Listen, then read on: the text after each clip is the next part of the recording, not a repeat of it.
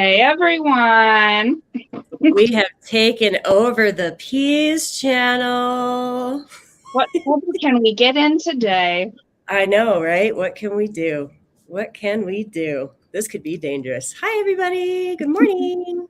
We are going to be learning more about Bex and what is beneath her shell and what she has in plan for her channel in the future.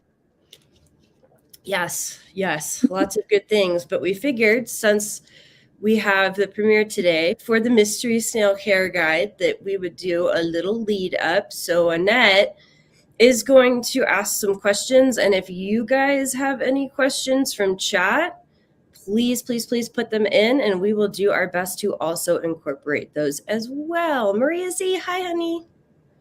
Hello everyone in chat, and we will also be doing a giveaway at the end of the stream. We will be giving away a big 16-inch purple pink plushy snail to one of our lucky viewers today. So stay tuned. Yes. Okay, so let's start off with one of our first questions. How did you get started into owning aquatic snails, Bex? So it started because I actually came across channels like yours and Foxy's and Labs, and I was just like, oh my God, these guys are so cute. So I went out, and before I knew anything about snails, I made a bunch of mistakes. I went out, I bought mystery snails from a local pet store chain. I wasn't really sure, what I was doing. I was just kind of winging it. But I got my mystery snails. I got my very first one in October, and her name is Kuzco. And after that, I was like, I need more because they're so freaking cute. And then the ram's horns came, and then it just kind of blew up from there. That sounds about right. So what made you decide to make a care guide for mystery snails? Because there's so much, number one, there's so much conflicting information on the interwebs. And I know that when I was looking at, okay, how do I do this? I would Google, and get so confused because there was everybody that was like, yes, you can keep them in warm water, keep them with your betta. And then there was other ones that were like, no, you have to keep them in cold water. You can't do this. And it was just confusing. And that's when I started looking for channels like yours and Foxy's and Labs, and just trying to figure out how the heck do I take care of these snails properly? And then all the mistakes I made. And I thought, you know what? Everybody keeps asking about snails. Like, how do I take care of mystery snails? What should I feed them? Where do I go to buy food? And it started to become this like really big topic within the fish fam. And that's when I thought to myself, okay, you know what? Like, I know Annette really well. I know Foxy really well. I've got my own mistakes and my own experiences I can go off of. So let's just do a care guide. Everybody seems to really like my care guides. This is the perfect thing because there's just not that many out there. Yeah. Is there going to be more snail-centered videos down the line to hit other topics that won't be addressed in this care guide specifically? Definitely, because I kind of go by the rule that my videos, I try to keep under a certain amount of time just to be respectful of everybody else's time, and the fact that there are so many channels that everybody's trying to support and watch. So I really just did bare bones for this video just to get people started. And then I can go back and build on that, on things like breeding, on things like reviews on snail foods and the different companies that make snail foods and what I have found works and what doesn't. How to take care of clutches, which I'm not going to do that one until I myself have successfully hatched a clutch, and I haven't. And I need to figure out, I think it's the humidity issue based on listening to Foxy last night. And she made me a wonderful video on how to properly set up mystery snail clutches and incubators. But my problem is because of where I live, there's no humidity here at all. And so I'm thinking that that's my problem. So now my thing is, okay, let's figure out how to incubate these eggs at the proper temp and humidity. And once I can successfully figure that out, that video will be coming out as well. Yeah, I think people that have experienced it firsthand can come up with some of the best type of care guides out there, as opposed to those that are just making it for a content purpose. Yeah, I mean, I feel like there's definitely a difference and an extra layer of depth to care guides that are made by people who have kept what they're talking about, because I just experience is so important, right? Like it's integral to be able to pass along information as well as advice. Like, hey, this worked for me. This didn't work for me. Not necessarily saying that that's going to happen for you, but here's my experience and my perspective. And that's why most of the time I will end videos with, this is what worked for me. Everyone's experience varies. What challenges did you experience during making of this video? Oh my gosh. So this was something new for me. And this was essentially not a collaboration like with creators in the Fish Fam. This was a collaboration with Fish Fam in general, and particularly kind of the snail people, if you will, of our Fish Fam, because Fish Fam is huge, right? I mean, there's thousands of people, and a lot of them are in like your Facebook groups, and it's because of them that I was able to get extra footage, because one of the things that I wanted to do with this video was make sure that I had all of the color morphs represented. And I only have 2 of the 8.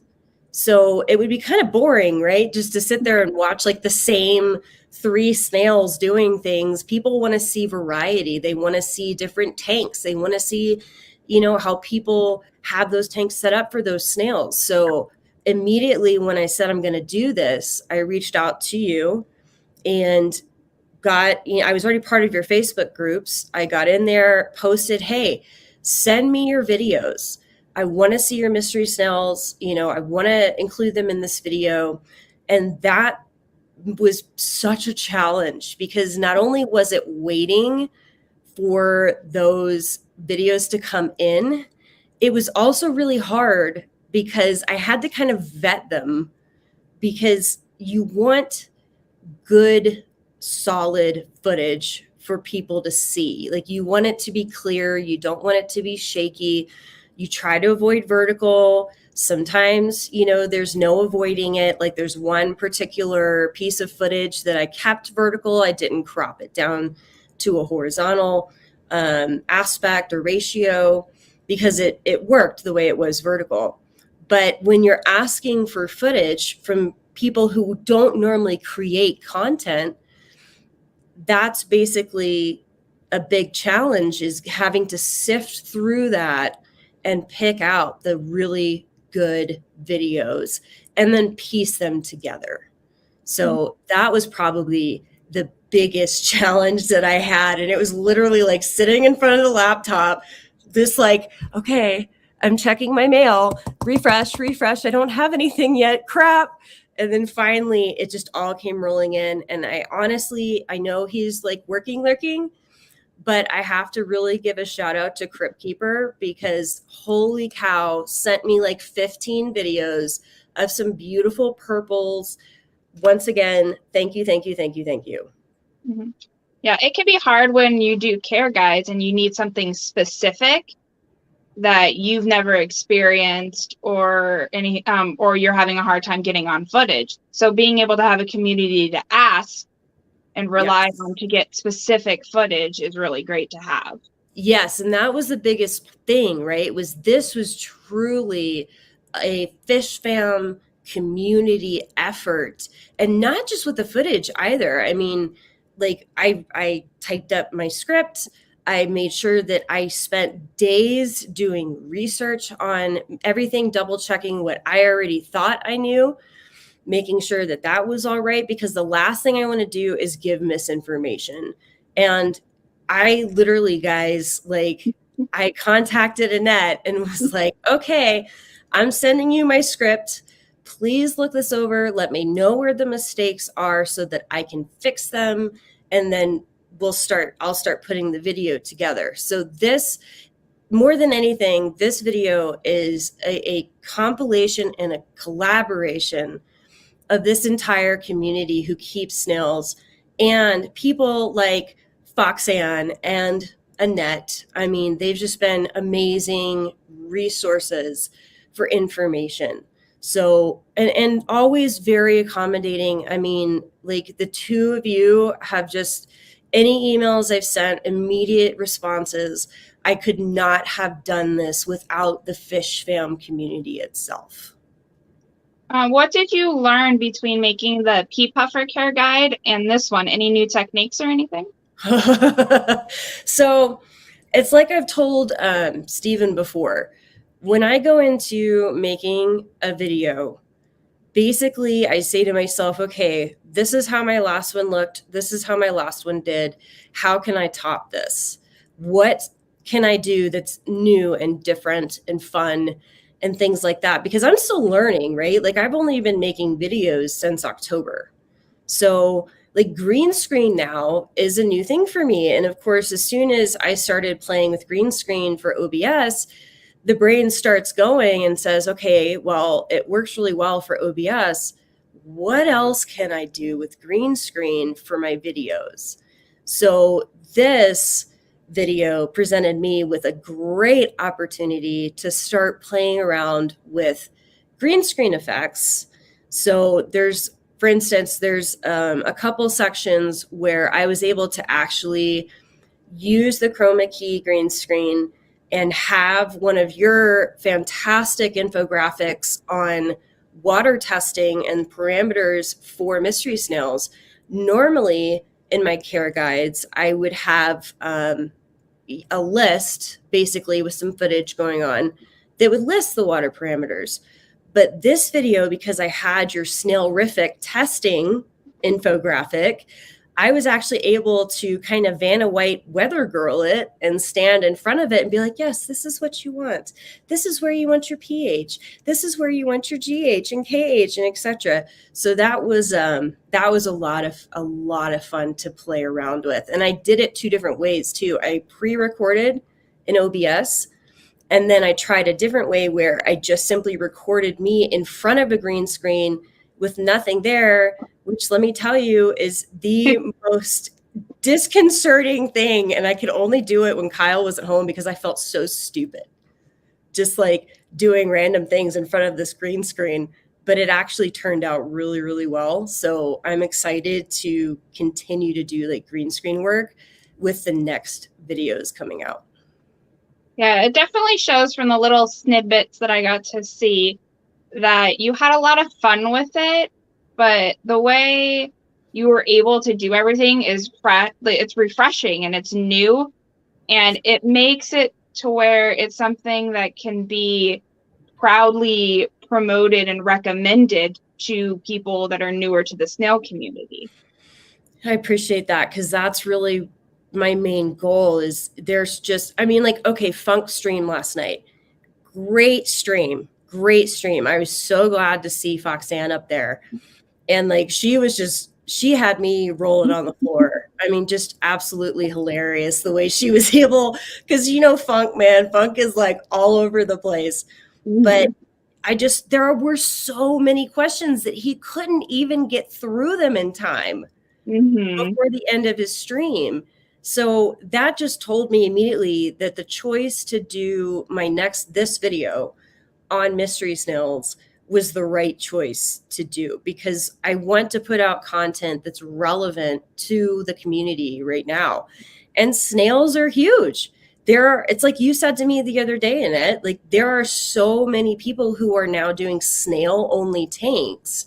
Like, let's get them set up for success, because the last thing we want is for them to go not know what they're doing, put these snails in water parameters that aren't that great for them and lose them pretty quickly, instead of getting them set up for success where they can bring them home, put them in the right environment and enjoy them for way longer than a couple months.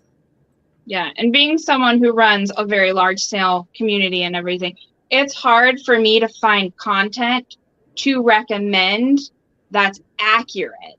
Because there's a lot of things you can go out there and find videos on, but it's more they grabbed general information off of the internet and made a quick video as opposed to it being something that is actually factual and true. So Mm-hmm. having your video coming out, it's something that can be recommended and not feel any sort of guilt about it being misleading.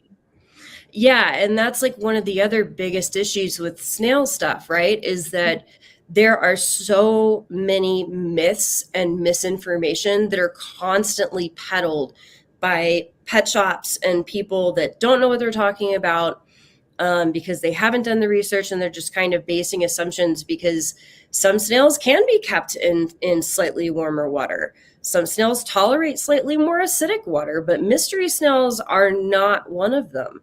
They need that cooler temp and they need that harder water, the higher pH. Like there's just no getting around that. There's no fudging the details. Like it has to be that way if you really want your snails to be happy.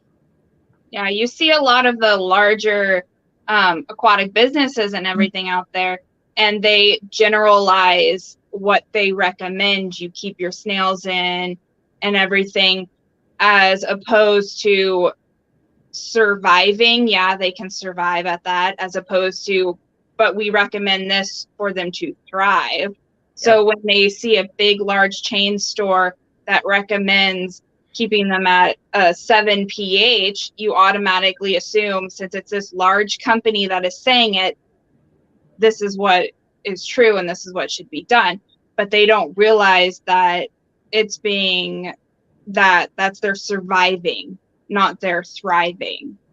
Exactly. And that's the thing that, the hobbyists are all about, right? Is that we don't just there's people that will go buy the betta and put the betta in the fishbowl and enjoy it for a couple months, and then unfortunately, because it's not the proper way to keep a betta, right? The betta passes away and they're fine with it. But then there's people who want that betta, just as an example, because they're another one that's constantly, oh, it can be kept like this and it can be kept like this. But yeah, it can, but it's not happy and the lifespan is shortened.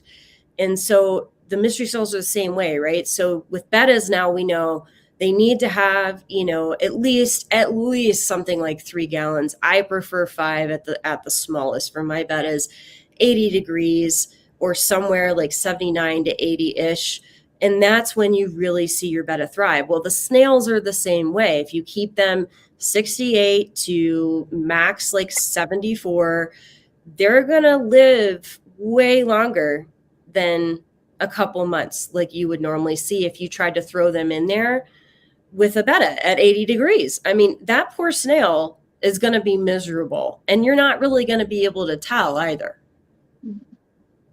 And it breaks my heart. And then you see their shells are all cracked. Like some of the pictures like Funk was showing last night, asking Roxanne about it, like the one where it was overbred and it actually had like the breeding scar from like up into the shell where it's cracked. And like it just breaks my heart because I hate seeing that. And you know what, like my snail's shells don't look perfect because I bought them from people who didn't A, know how to ship them, and B, didn't know how to take care of them. So my shells have, a few issues. Pacha came to me with a dent in his shell because where the online shop that I bought him and Kronk from shipped them in a bag of water together. And my guess is they were just banging up against each other the entire overnight shipment. Mm-hmm. Yeah, you had the shell flakes and everything still in the bag. Mm-hmm. Yeah. So, and that's the other thing, like where to buy them, right? Because almost all the big box pet stores carry them, but Mm-hmm. they're not the best place to buy them because it's like Roxanne said last night, right? They're pretty far along into their lifespans at that point, because they want them quarter size, when really, if you want to get them and have them for the long run, you need to get them when they're like pea size, basically, is when you can start shipping them. Mhm. So, you know, that's another thing that in the description for the video today, I'm telling people, like, Foxy, if you want mystery snails, buy from Foxy. And the other thing, like you said the other night, I want to say it was when you were on with Ed and Rico for the spotlight. Basically, if they're shipping mystery snails to you in bags, run away. Mm-hmm. Run far, far away, because that is not the right way to ship them. Yeah. Normally you'll see them shipped in bags from larger chain stores, because they'll just ship them the same way they ship fish. They won't try and separate them or ship them wrapped and with care of their shells included. Yeah, it's hard, right? And this hobby is a hobby that, unfortunately, sometimes you have to learn from a lot of mistakes. So for me, that's what this video was about, because, like I said, my snail shells don't look perfect. They have uneven shell growth because I kept them in warmer water at first. Now the highest I keep them is my 2 in my tank that I actually just lowered to 73 the other day, because the thought of them being at 74 is even a little like for me, even though I know Roxanne said like 73, 74 is, you know, okay. I don't want it just okay. My other tank that I have my third snail in, my little boy snail, because he's Randy AF, basically I keep him at 70, like 70 degrees max, and he's going to have shrimp in with him. So they're going to be very, very happy, because shrimp like to be kept a little cooler. And the same thing goes for them too with their lifespans, right? So with shrimp, you want to keep them in a little bit of cooler water, because the warmer water you keep shrimp in, the faster they're going to die off on you, because just like snails, it shortens their lifespan. They grow faster. So I'm like, I don't have shrimp in there yet, but I'm super excited, because they're going to look really, really pretty with Pacha being jade, and I'm getting some 24 carats, and it's just going to be such a beautiful, beautiful tank. But Pacha is probably going to be my favorite animal in that tank still, even with gorgeous shrimp. Pacha is going to be the one I'm watching. Yeah. So to get back to your channel, what philosophies do you have on care guides in general? So for me, number one, I don't want to overwhelm people with information. I want to give them the tools for success that they can take forward and figure out their own way with. So when they watch a care guide from me, I want them to know a little bit about where these animals are from. I want them to know, like, for example, the pea puffer video, right? Like every video, the ram's horn video, every video will start out with scientific names, families, where they generally come from. So like mystery snails, right? Mystery snails are now everywhere. They're ubiquitous. They're like all the snails. Ram's horns, ubiquitous across the world. But they originate from Paraguay, Bolivia, and Peru. They're all basically originated from South America, the spike-topped apple snail, which is what we're focusing on. That's the mystery snail, is the spike-topped apple snail. And this was a great video too, to kind of get people to understand mystery snails. All mystery snails are a type of apple snail, but not all apple snails are mystery snails. Mm-hmm. It's one of those kind of weird things. Mysteries are a spike-topped apple snail. And I think that's where it kind of gets confusing for people when they start reading about apple snails being outlawed and apple snails eat plants and all this other stuff. Okay, certain kinds of apple snails do, but mystery snails, spike-topped apple snails, they're not going to eat your plants. Like dead and decaying plants? Absolutely. Do they nibble a little bit on some of those feathery plants like kabamba, because they're very appetizing to them? Yeah, they'll nibble on things like kabamba a little bit, but they're not going to decimate your planted tank by any stretch of the imagination at all, because they want things with calcium. They want things with protein. Like that's what they need. So the confusion when people hear apple snails eating plants and them going, oh, but mysteries will eat it. It's not going to. Like, there's so much confusion that I'm hoping this video will help to clear up. So that's another thing with care guides that I really try to do is misconceptions I'll try to tackle, best practices in taking care of the animal I'll try to tackle. One thing I stay away from, like I said yesterday, is I don't like to give per gallon rules because everybody keeps fish different. So for me, I feel comfortable keeping Murder Bean in a 5 gallon by himself. Do I know people who have kept 3 murder beans in like a 6 gallon and it's worked for them? Absolutely, which is why I'm not going to sit here and say in a care guide, oh, you have to keep them this way per gallon. I'm just not going to do that. There's certain things that I will intentionally stay away from because this hobby is so wide open in how people do things. It just depends on how much maintenance you want to do. That's why I stay away from words like overstocking and things like that. I just want to give you the basics. Misconceptions dispelled, best practices, what to feed them, water parameters, and I try to like keep that broad enough to where people have a good idea, but they don't feel boxed in. Like, oh, I can't keep them because of this, or I can't keep them because of that. I want people to be encouraged to try different species and try different fish and try different inverts and things like that. Just know how to properly take care of them. Yep, and I think you're doing a pretty good job with that from the care guides I've seen so far. Do you have any projects you want to tell us about that are coming up for your channel? Oh, yes. And if you guys can hear the motorcycle of the, butt munch that lives across from me, I apologize. Hopefully he's gone in a couple seconds. Anyway, so I have a couple projects that I'm working on. One of them I can't talk about, but a couple of them I can. So I should have some videos coming out. I have 2 new tanks that I'm working on. I've been talking about them.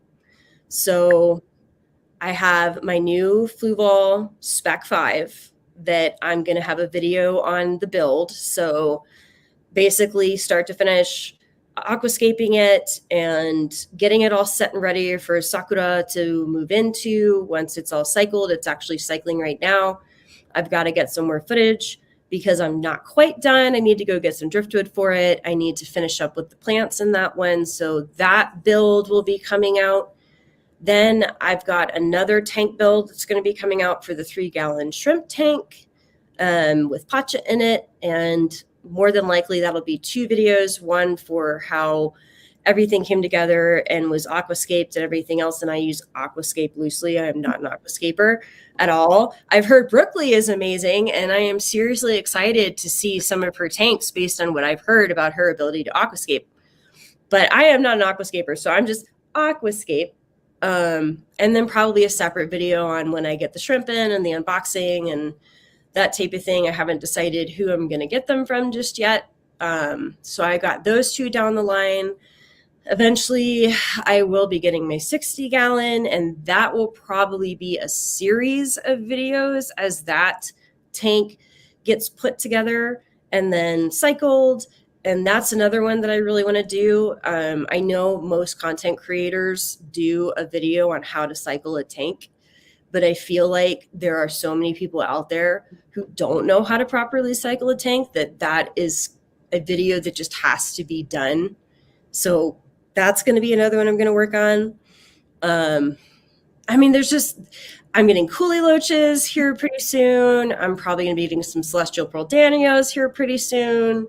So those are going to be like unboxings. So just there's a lot kind of in line, and it's just having to prioritize like what I want to do next. And then of course, care guide for Pygmy Corridoras. I will disappoint lots of people who keep asking me how I'm getting them to breed the way that mine are breeding because I don't know. They're just doing it. I'll give you my water parameters and everything else, and maybe that'll help figure it out. But we'll see. But I'll do care guide for them. I have a care guide that I'm going to do for L129 Colombian zebra plecos because I'm noticing that that's another area where there's a lot of misunderstandings and misconceptions about the fancy plecos that are the hypancistris. And a lot of people tend to lose them in quarantine because they're trying to feed them like you would an ancestris pleco. And you can't do that. They need meat. Hypancistris are carnivorous like crazy. So I want to tackle that one.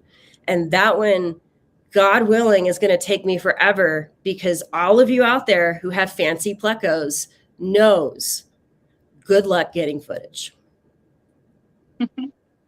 What are your goals for your channel moving forward?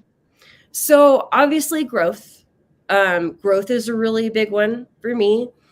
But at the same time, I want to make sure that as I'm coming out with videos, that I'm appealing to multiple levels of fish keeping. So as I'm growing with my knowledge and experience, not only do I want the people who've been with me from the beginning, who are beginner fish keepers, like I consider myself to be, I want those subscribers and those people who have been with me to basically grow with me. Like, we're going to go from being a beginner to being an intermediate to hopefully making it to, like an expert fish keeper. I want people to grow with me while also being able to have the interest of those as I grow in my knowledge and as the channel grows, to get like those intermediate and expert fish keepers in, watching the videos and enjoying them and wanting to come back and sub. And then the other aspect of this is I also really want to focus on the support aspect of other content creators who are working really hard to put out good content. Like, that's the other thing, is I want to help other content creators. Like, okay, Dream Fish Keeping. I've been seeing some of the stuff he's been putting out, and I know Steven has too. And he's doing a really awesome job. And I want to be able to get him out there. Hippie John's live streams have just been really fun. And he needs to be just thrown out there. Jason Degenerate. I mean, he is making amazing videos. The Suda McGill video, bro, like, wow. I want to be able, as I get bigger, I want to be able to help these other channels basically get bigger as well. Because if we're all doing really well, that's a good thing, right? Like, we're a community. This isn't about, I'm getting more subs than this other person, or I'm going to be growing bigger than them. Like, we want to bring each other up as we grow together. And as you get closer to that 500 subs, you'll get the community tab. What are you hoping for to be able to use that community tab for? So that is, like, right now, that community tab, that is my main goal. Like, that 500 is where my sights are set because of that community tab. And not only do I want to use that community tab to be able to tell people, like my subs, like, hey, I've got this that I'm working on, or check out this picture. And I'm sorry for all of you, once I do hit the 500, you're going to be seeing a lot of photos of my mystery snails grabbing onto their green beans and their Snello and their cookies and munching on them, because it's the most adorable thing in the world. And I'm going to inundate you with it. And I'm going to apologize in advance. But not only do I get to share what I'm working on in more than just a video, I can also find out what those subs want to see. Like, what do you guys want to see from me? What's the most important thing going on for you right now? What's the most important thing in our community right now that you might want me to touch on? And beyond that, I want to be able to grab videos from Eric or Hippie John or Dream Fish Keeping or Geek or whomever, like, or Jason, and be like, hey, have you guys seen this? Are you subbed to this person? Because you really should be. Like, go check out their content. Mary Page, I mean, she's got a short out, and it's I want to say it's like 2 or 3 months old. But Mary Page has a short out that I will go back to and rewatch, of her betta, I'm sorry, Annette, destroying a snail. And it is amazing. And I laugh every time. And I know I shouldn't laugh, but it's awesome. The fact that she caught that on video. So it's things like that that I want to be able to put out there and help support and push people, because that's what the community's done for me to get me to where I am right now.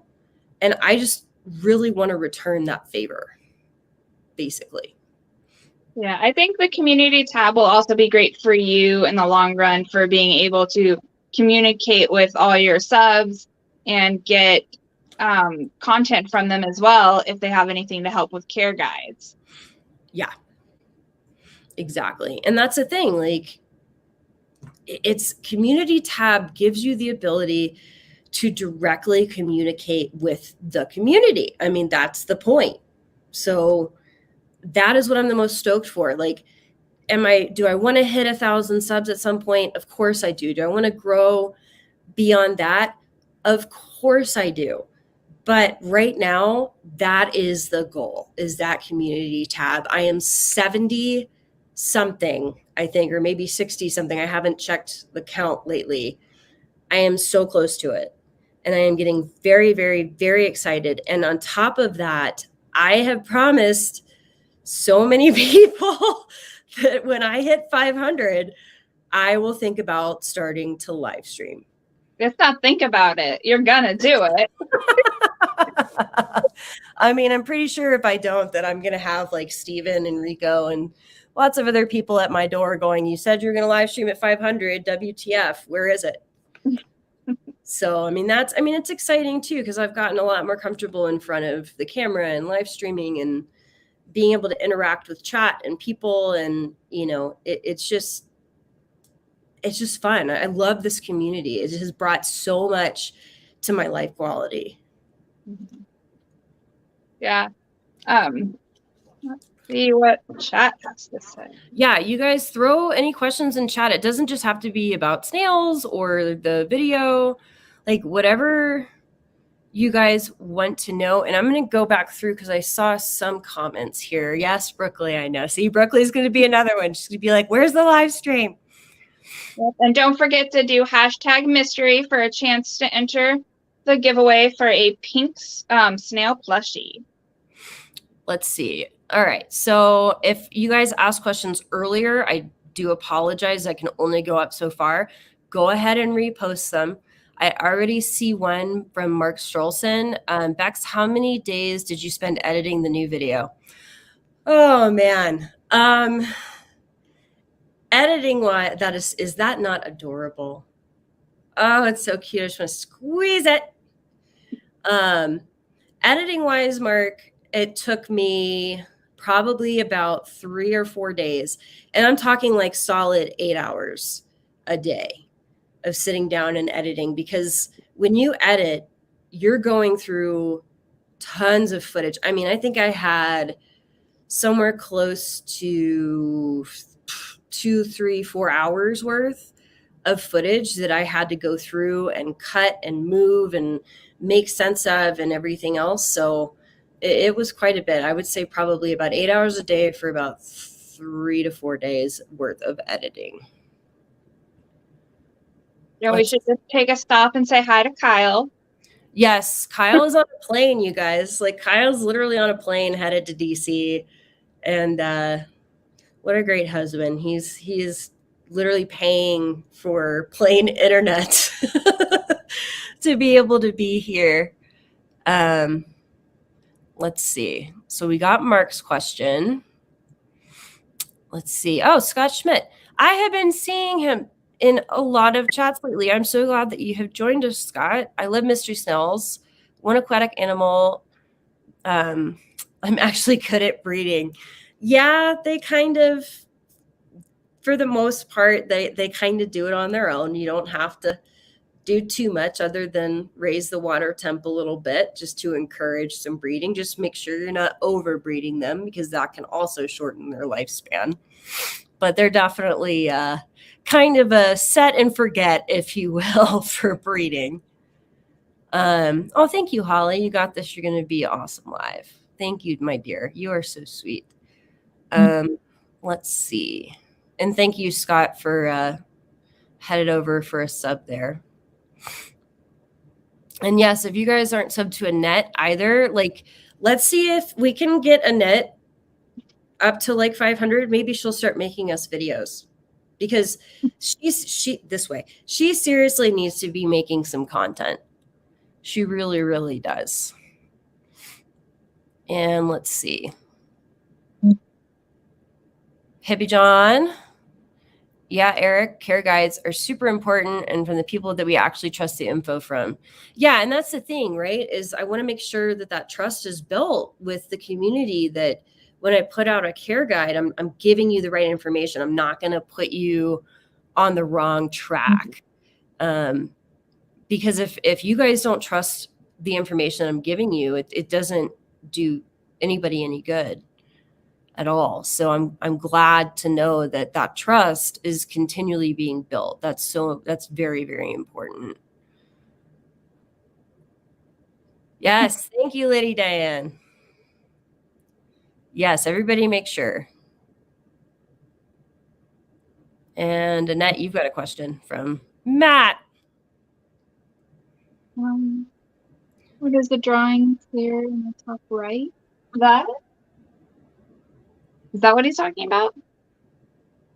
It might be, well, his right. So yeah, it might be are you talking about the mermaid, Matt?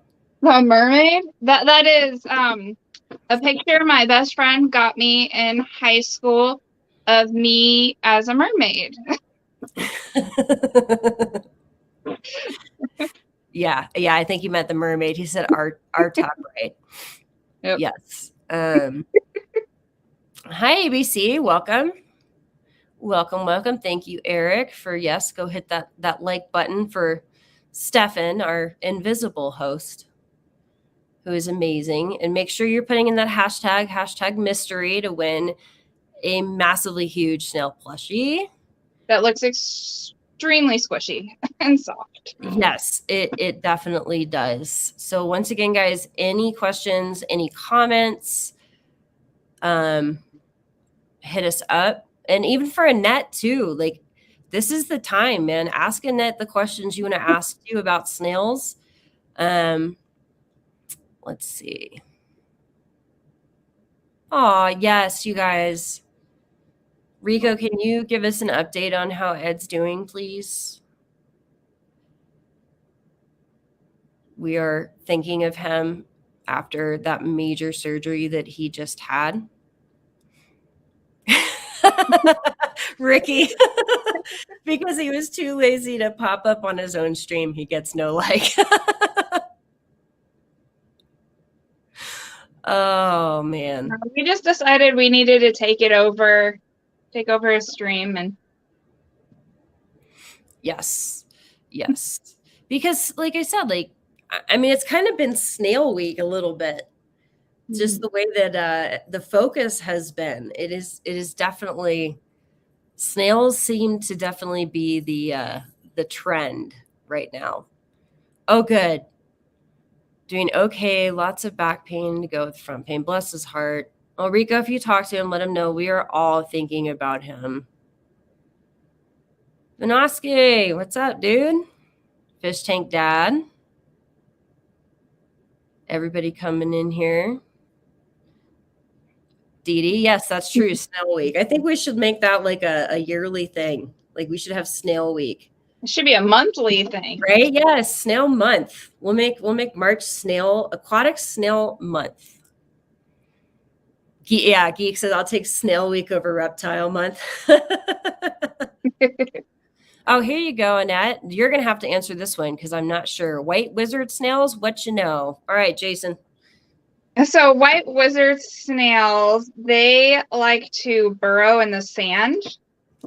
So they do better in a sanded tank versus being in a bare bottom or a gravel tank. Normally, if you do see them with a very white shell, it's normally that their shell has been sanded and polished as a way to be sold. Normally, and they're live bearers, so you will see them have, if you have a male and a female, you'll see them have babies that will come out more of a greenish brown shell as opposed to the white shell that you would normally see them sold as. Interesting. Very interesting. Those are ones that I don't have. I have Malaysian trumpet snails, I have ram's horns, I have pond snails, I have bladder snails, and mystery snails. Let's see. Kyle, what's up, chicken butt? Really? That is so 90. So 90s. Well, here's one thing that I wanted to briefly touch on too that I actually completely blanked out on when I was doing the video. But substrate for mystery snails. One thing that I learned was don't put them on gravel. Do not put them on gravel. It's not good for their foot. They don't feel very comfortable crawling around on that. I mean, think about it. If you spent your life on your belly and you had to crawl around on some gravel, that's probably not going to be very fun for you. And I noticed that there is a difference between my mysteries that were on gravel, and then I changed that gravel out to nice sand, like black sand. Let me tell you what, I took Patcha's gravel out, got rid of it, put in some black sand, and that snail has been out more than I have ever seen him crawling around the ground. He was shoving that cute little face in that sand like, ooh, what is this? He was grabbing it with that foot, feeling it like a cat almost, like doing the kneading type thing, like, ooh, this feels so good. So from what I've seen, substrate makes a difference with your snails. So if you are going to get mysteries, that's something to think about. And Annette, I know you said that you prefer bare bottom, like half and half bare bottom and sand, basically. Mm-hmm. Yeah, I like to feed on bare bottom. It makes cleanup so much easier on a bare bottom, but I still like to give them that sand option. So I normally do a half and half tank. Yeah. And now I can see that there's a difference. Like my 14 has coarse sand, but it's very soft. It's very, very soft, and it's very pretty. Yeah, I made the mistake with gravel when I was first starting out, and I had my first clutch hatch into gravel. And the first time I cleaned the tank, I just buried all the babies in the gravel, and they had no way to get themselves out once they were buried.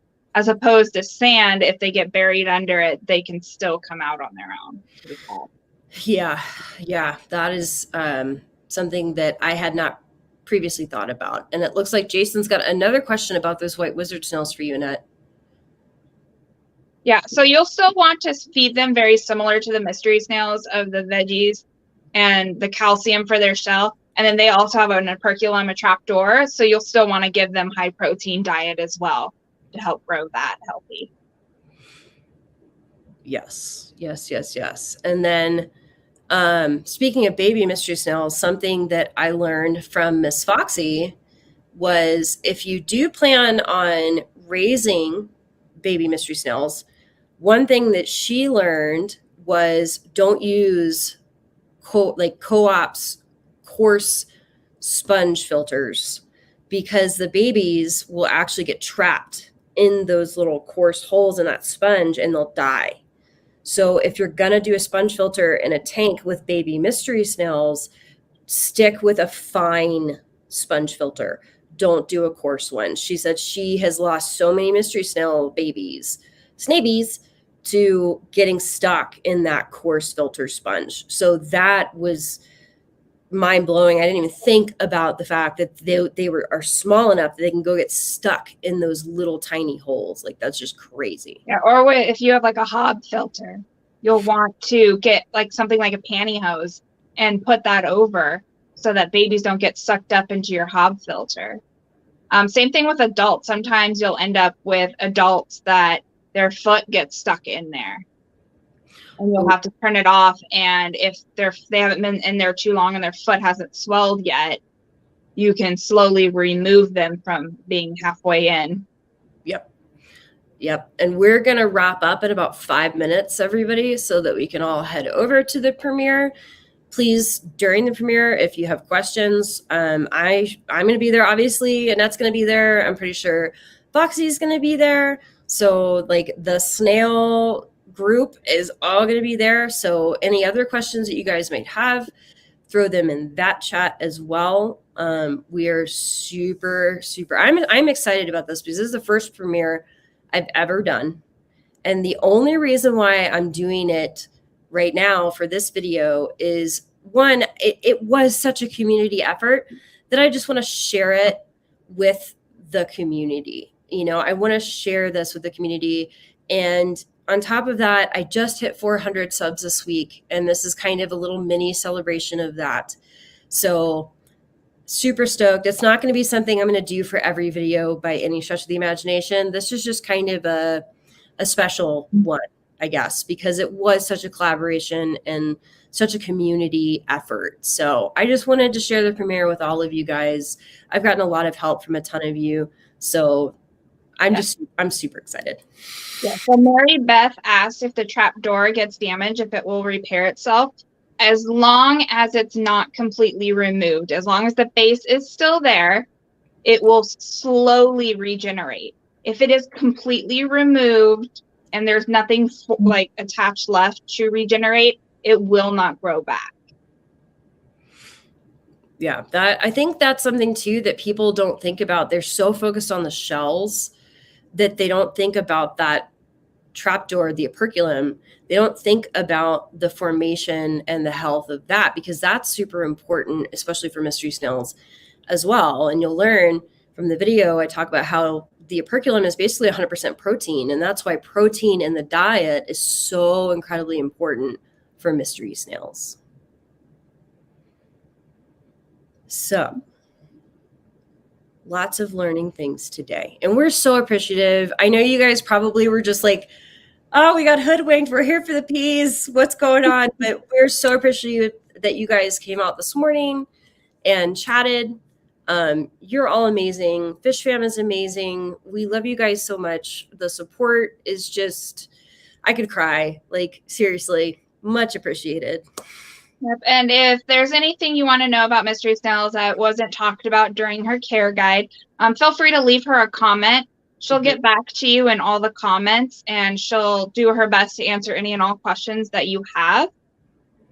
Yes. And if you haven't gotten the hashtag in yet for the snail, go ahead and get it in. We're going to be drawing here in just a minute, and then we're all going to head over to the premiere. So if you haven't done it yet, you better get that hashtag in. And we're just doing a night bot draw. That's all we're doing. No wheel or anything. Just a simple one. Awesome, Holly. Can't wait to see you there. Oh no, we got Kelly haunting us.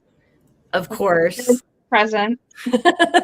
The amazing Kelly Foreman. If you have any plant questions, remember tomorrow on Steven's channel, Wet Your Plants. Be there or be square with the amazing Miss Kelly Foreman, who I am super. And you might have a special guest appearance of Fat Kitty. Yes. Yes. No wheel geek. Flip that table, bud. You flip that table. And in 1 minute, we will be drawing. Look at that. Nightbot's all set and ready to go. Hello, Mr. Daniel Velez. And we apologize for not going through and saying highs and everything else. You know, normally Steven uses a participant list, which we don't exactly have the ability to look at. So, you know, thank you guys so much. I can't say thank you enough. Hi, Fishyan. How are you doing today? All right, it is 10:55. Let's see who is going to win the snail. Roll it. Fish Tank Dad. Congratulations. You're getting large pink snail plushie. Yep. You want to email Steven. I think it's.me.stevenp2003@gmail. Or if he wants to put the email that he wishes to use in chat, to email him. for the address? Well, guys, really appreciate you being here. And we're all going to start heading over to the premiere. I hope to see you guys in chat. If you're going to lurk just as well, really appreciate you guys being there. Perfect. Steven's already got his address. We're good to go. So thank you guys so much. And we head over, make sure you hit that like button, check and double check if you're subscribed to Bex, because you know you have to be. And feel free to start asking as many questions as you want in the chat. Yep. We will see you over there, guys. Once again, thank you so much for joining us and hanging out. And we'll see you guys in a few.